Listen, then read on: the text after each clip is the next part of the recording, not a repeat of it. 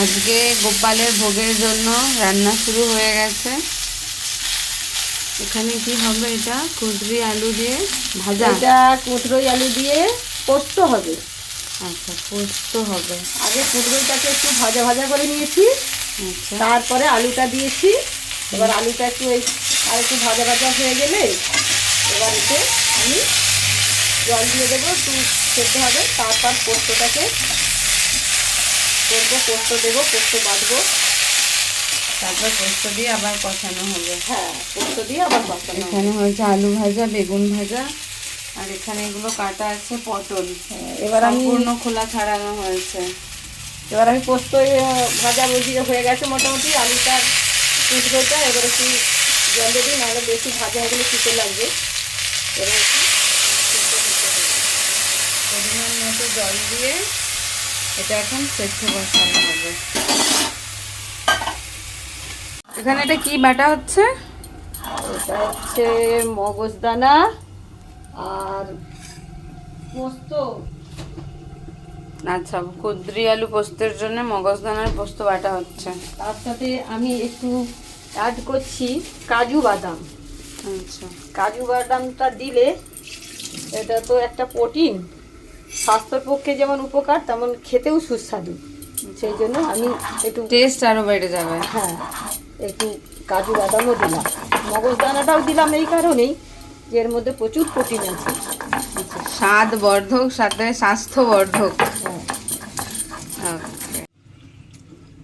বাটা complete হয়ে গেছে, পোস্ত বাটা। তো সিলেই বাটা হয়েছে কারণ টেস্টটা ভালো হবে বলে। মেশিনের থেকে সিলে বাটলে টেস্ট খুব সুন্দর হয়। আচ্ছা, এরপর হবে সেদ্ধ। এখানে চলছে, হয়েছে অলমোস্ট। এবার কষানোটা হবে।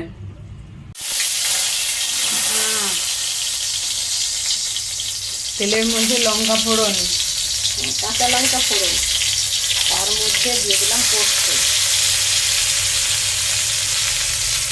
পোস্তটা হালকা একটু নেড়ে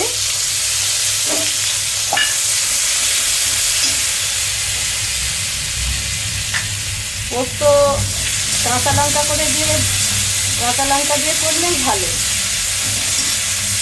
কারণ সময় কাঁচা লঙ্কার সাথে বেশি যায়। হ্যাঁ, শুকনো লঙ্কা অনেকে করে, কিন্তু একদম আমার ভালো না। তোটা একটু তেল দিয়ে নেড়ে তারপরে এর মধ্যে একটু হলুদ দিয়ে দিয়েছি। এর মধ্যে আমি একটু এবার জল দিয়ে পোস্তটা ভাজা ভাজা হয়ে গেছে। খুব ভাজতে হবে না, হালকা করে ভাজতে। হালকা ভাজা। এবার একটু পোস্ত বাটার জলটাই দিয়ে দেওয়া হয়েছে। দেওয়া হলো। এবার আমার সবজি যে সেদ্ধ করা ছিল কুঁদরোই আলু, সেটা এর মধ্যে ঢেলে দেওয়া হবে। ঢেলে দিলাম।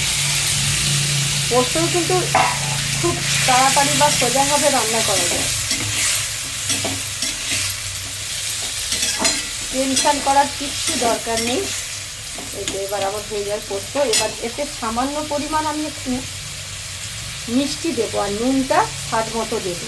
আগে আমি একটু নুন দিয়েছিলাম, তো আবার একটু দিলাম নুন। এবার আমি একটু দেবো চিনি স্বাদ মতো। যারা চিনি পছন্দ করে না তারা স্কিপও করতে পারে। হ্যাঁ, চিনি যারা না খায় তাদের চিনি দেবে না, আর কেউ সুগার ফ্রিতে করে। আর একটু এতে চিনি অ্যাড করলাম, এটা খুব টেস্টি হবে।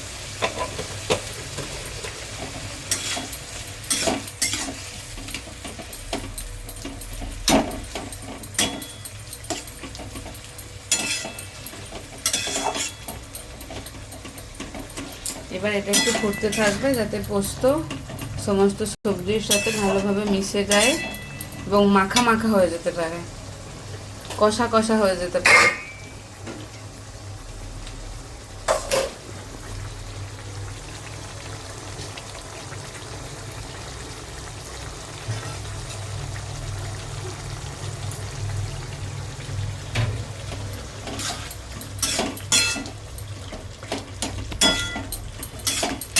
এভাবে এটা কতক্ষণ ফুটবে? এই 2-3 মিনিট। 2-3 মিনিট ফোটার পরেই জলটা যখন শুকনো শুকনো হয়ে আসবে তখন আমি নামিয়ে দেবো। তখন এটা নামিয়ে নিতে হবে। পোস্ত এখানে কমপ্লিট, নামানো হয়ে গেছে এবং খুব সুন্দর একটা পোস্ত পোস্ত স্মেল আসছে। একদম গরম গরম ধোঁয়া ওঠা ভাতের সাথে কুঁদরি আলু পোস্ত।